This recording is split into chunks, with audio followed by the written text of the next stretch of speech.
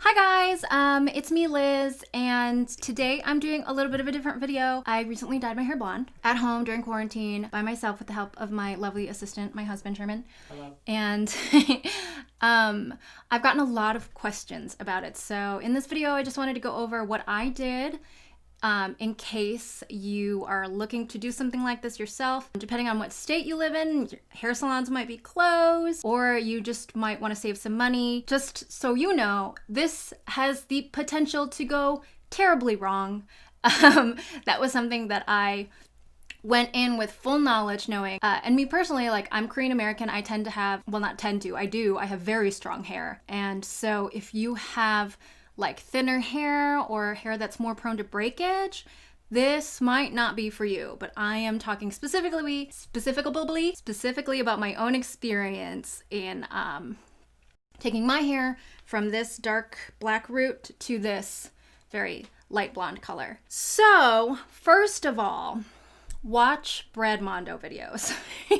I watched a ton of Brad Mondo. I watched him talking about bleach fails and talking about like what not to do. And then he has another video, which I can link, I think, which is like how to dye your hair. That was really, really helpful. He's great. Watch him. Second, just know that like this takes a lot of time and patience, and it's not the sort of thing you just like dunk your hair in bleach and get it over with. So I bleached my hair twice is how I did it, because my hair is dark black. I think it's like, what are the levels? It's like a 0 or a 10, whatever. You know what I'm talking about. It's black. I knew I was gonna have to bleach it more than once. So what I did is I bleached it first using a 30 volume developer. So the levels of developer, so like 10 doesn't lift, 20 lifts, 30 and 40 are like for higher power lifts. But you probably don't want to use 40, because I didn't even need to use 40. That's kind of crazy. Brad Mondo says 30 should be fine. But I did also get a 20 volume, and I'll talk about that in a little bit. This is the bleach that I used. It's a Loreal Technique High Performance Quick Blue Powder Bleach. Extra strength. As far as I know, most bleach products are pretty similar. This is the one that I use. This is what worked for me. You might have a different brand that you like. I would say do some research and make sure that you're using something that is good. And you're supposed to mix it with a developer. I had to go through more than one bottle of developer because I have, though my hair isn't that long, it is very dense. So I have a lot of it, and we also did my husband's hair. This is the Salon care. This is what I just got from Sally's. And then Quick Blue, follow the instructions on there. Each one, especially the developer, differs as far as how much ratio of developer to bleach you're supposed to put in there. I just used a little old takeout thing, and I used a brush. Some people like to use their hands. I feel like I had more control over it using a brush and clips. I followed Brad Mondo's guide to sectioning. So we sectioned these 2 front pieces and 2 back pieces. I did not do my roots until very last. I also like put a plastic bag on my head, spritzed it with a little bit of water so it wouldn't dry out. That's a Brad Mondo tip. I did not leave the bleach on for more than an hour at any point. I think it just stops working after about an hour, and plus you don't want to leave it in for too long to damage your hair. So the first time I did it, it came out kind of like orange. I'll throw a picture up here so you guys can see. So the thing is, when you bleach your hair, it doesn't like become this natural, beautiful color usually right away, especially if you have black hair like mine. You're gonna have some orange and red undertones. So mine was like vitamin C orange. It was fine. I waited a week because your hair has to like recover, it rebuilds oils and stuff. I don't really understand the science of it, but everything I read online said wait a week. After the week, I bleached it again.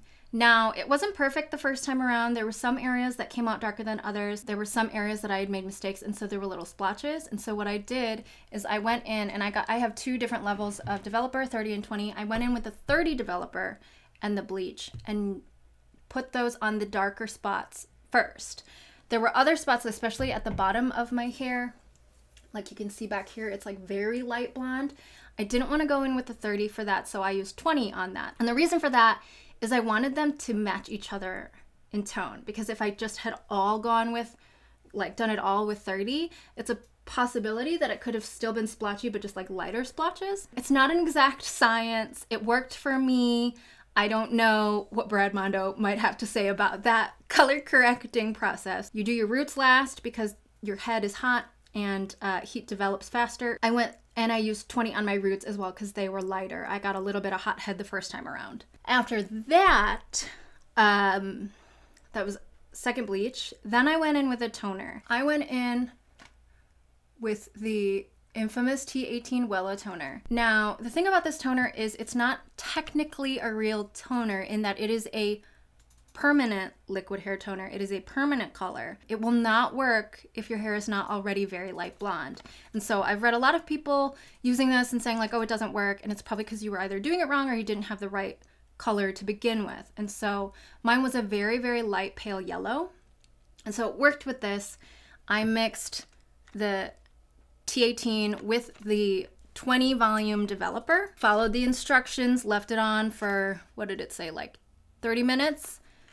And this is what we got. I have since done my roots again, but this is the general color that came out of that. It's not perfect though, is the thing. And so if you are looking for perfection, you should probably see a professional. That's what I did to get my hair this color. It was definitely a process. It took a long time. I had to be really careful. I had to redo some stuff and fix some stuff along the way, but now I'm in a good place where I'm just doing the roots every like 6 weeks and it's working out pretty great. Aftercare. My hair is not the quality that it was when it was black. It's bleached, it's a little damaged. You might not be able to tell from here, but like it's not as soft and silky as it was when it's black, and that's to be expected. I just bleached the hell out of it. I only wash my hair about once a week, which honestly isn't that different from pre-quarantine. I'm not a frequent hair washer. It's supposed to be better for you anyway, so don't be calling me dirty and stuff because I'm not even moving most of these days. So there are a few products that I use to protect the color and to protect my hair. The purple shampoo, the one I use is Fanola No Yellow. It is pretty drying, and so it's supposed to be your normal shampoo, but I'll usually go in with my normal shampoo and then do the purple because it's just like it's not a fun texture to work with when you work it in your hair. It kind of gets like very dry and stuck, and so I go in with like my normal shampoo first and then use this shampoo. And then my favorite conditioner I've been using every time is this Joico K-Pak Color Theory Luster Lock. I got most of these products from just Amazon online. You can find them wherever they're available on the internet or if they're at your local store. I also got this Olaplex Hair Perfector number 3. I got this. It's supposed to rebuild proteins in your hair.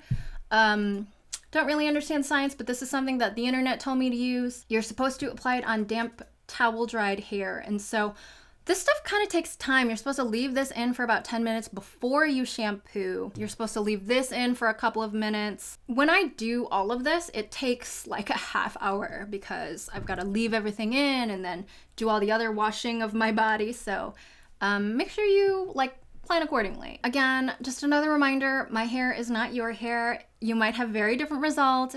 If you do this and then you totally F up your hair, please don't blame me. I just have gotten a lot of questions asking how I personally did it. If this is the kind of content you're interested in seeing, leave a comment, like it, whatever, share it. I hope that this was helpful for you, and thanks for watching.